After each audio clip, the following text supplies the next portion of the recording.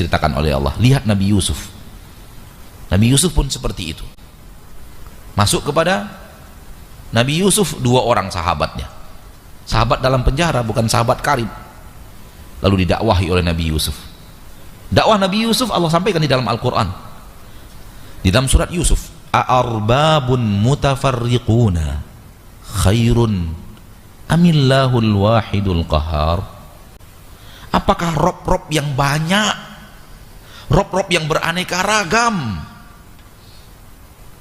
lebih baik atau Allah wahid yang esa, al-qahar yang mampu berbuat apapun yang dia inginkan tanpa ada yang bisa menghalangi? Ini makna dari kalimat la ilaha illallah. Apakah rob yang banyak ini ilah yang batin yang harus diingkari? Apakah itu lebih baik dibanding Allah yang satu? Coba lihat di dalam Al-Quran surah Al-A'raf tentang dakwah Nabi Nuh, tentang dakwah Nabi Syuaib, tentang dakwah Nabi Hud, tentang dakwah Nabi Saleh. Allah katakan semua mereka menyeru u'budullah, beribadahlah hanya kepada Allah, malakum min ilahin ghairuh, tidak ada untuk kalian ilah selain dia. Ini makna la ilaha illallah. Ini dia la ilaha illallah. Ini dia pondasi agama Islam. Ini dia pondasi syariat Islam. Ini dia yang menjadikan Anda sebagai muslim, wahai muslim.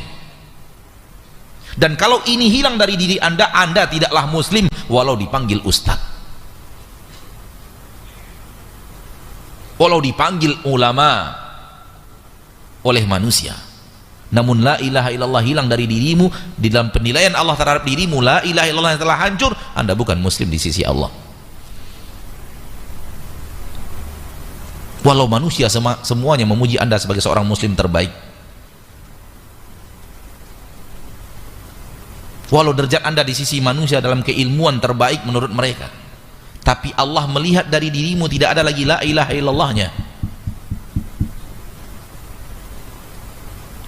Kenapa tidak ada la ilaha illallah? Karena sudah dibatalkan dengan perbuatan syirik.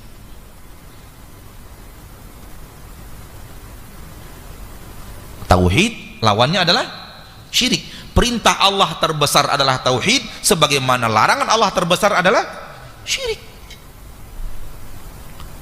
Perintah terbesar lawannya larangan terbesar, sebagaimana larangan terbesar lawannya adalah perintah terbesar.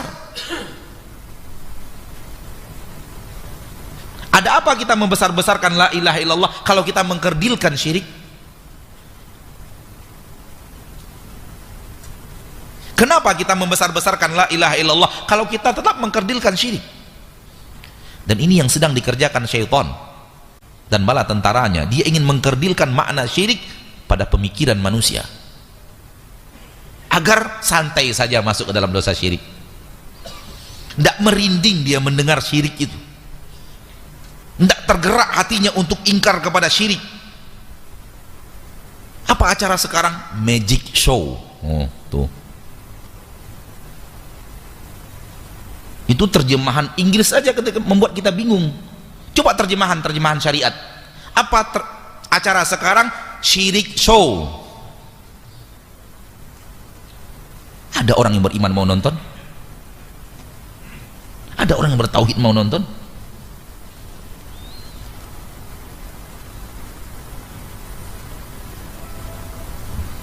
Magic, sihir kufur.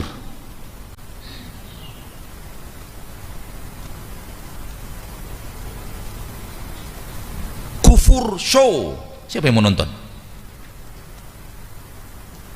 Maka kembalikan kepada hakikat syariat supaya kita tidak ditipu oleh manusia-manusia penipu itu. Kita tidak tertipu oleh kata-kata, tidak tertipu dengan kamuflase. Kita punya Al-Quran, kita punya hadis yang menerangkan segala-galanya. Kembalikan kepada kaidah-kaidah syariat, kembalikan kepada makna-makna syariat, kita akan tahu hakikat apa yang terjadi.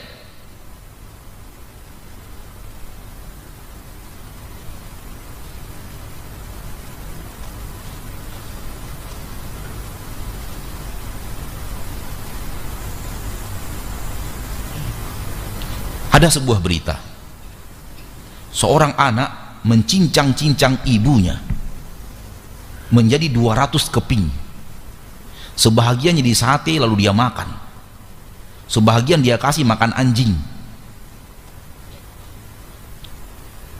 lalu sebahagian dia kubur.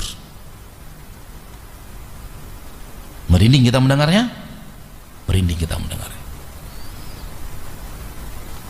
Lalu ada berita lagi, sekelompok kaum muslimin membawa makanan ke pinggir laut, dipersembahkan di sana supaya aman negeri mereka. Merinding kita mendengarnya? Enggak. Kenapa kita nggak merinding mendengarnya?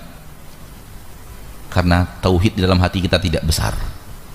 Kalau tauhid benar-benar besar di hati kita, berita kedua lebih membuat kita merinding daripada berita pertama. Karena yang berita kedua persembahan untuk selain Allah, syirik. Dan berita pertama hanyalah pembunuhan yang tidak sampai kepada jenjang syirik, walau yang dibunuh adalah orang tuanya sendiri. Tapi dosa itu belum sampai kepada syirik. Terancam dahsyat di neraka benar, tapi belum sampai kepada jenjang syirik. Itu dosa pembunuhan, dosa kedurhakaan, berlipat-lipat nanti. Kalau Allah azab dia di neraka, ancaman nerakanya berlipat-lipat, tapi belum syirik. Namun lihat hati kita yang merinding mendengarkan berita pertama, enjoy dengan berita kedua.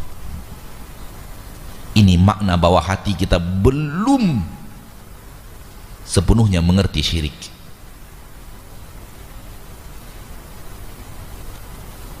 Naam, barang siapa bersaksi la ilaha illallah,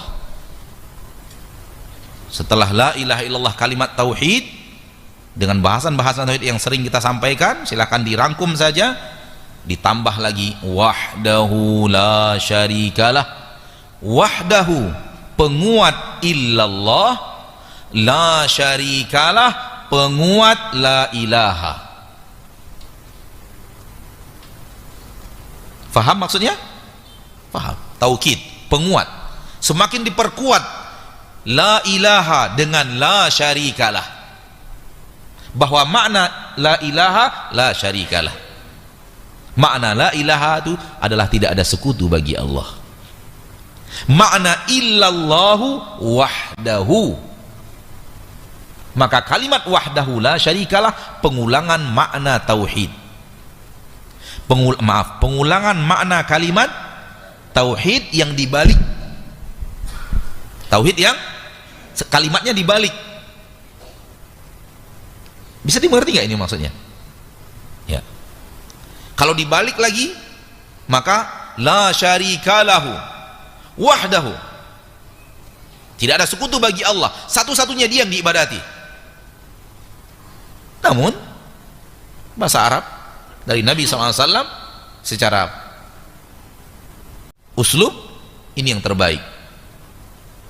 Wahdahu la syarikalah, wahdahu penekanan akan makna yang ada di dalam kandungan illallah, la syarikalahu penekanan makna yang kandungannya ada pada kalimat la ilaha.